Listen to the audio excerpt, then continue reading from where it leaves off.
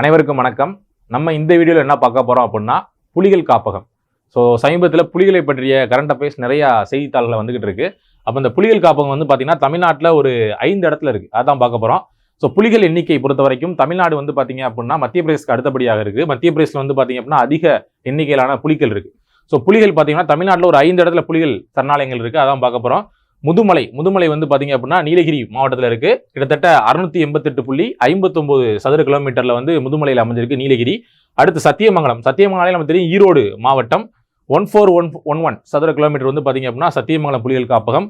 அதுக்கப்புறம் ஆனைமலைன்றது வந்து பார்த்தீங்க அப்படின்னா கோயம்புத்தூர் திருப்பூர் 2 பார்டரில் இருக்கும். ஸோ ஆனைமலை இது 1479 சதுர கிலோமீட்டர். அடுத்து களக்காடு முண்டந்துறை வந்து திருநெல்வேலியும் கன்னியாகுமரி மாவட்டத்திலையும் பறந்து இருக்கு. ஸோ களக்காடு முண்டந்துறை வந்து 1601 ஸ்கொயர் கிலோமீட்டர். அடுத்து ஸ்ரீவில்லிபுத்தூர் மேகமலை புலிகள் காப்பகம்னு சொல்லுவாங்க. அது வந்து பார்த்தீங்கன்னா விருதுநகர், தேனி, மதுரை மாவட்டங்களில் கனெக்ட் பண்ணியிருக்கோம். 1019 சதுர கிலோமீட்டர்.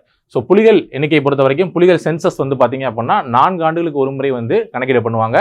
ஸோ தமிழ்நாட்டில் 2022 கடைசியாக நடத்தினாங்க. அதில் வந்து 306 புலிகள் இருந்ததா சர்வே சொல்லிச்சு. இனி 2026 தான் நடப்பாங்க. இதை பற்றிய கரண்ட் அஃபேர்ஸ்லாம் அறிய நம்ம சேனலை ஃபாலோ பண்ணிக்கங்க. தேங்க்யூ.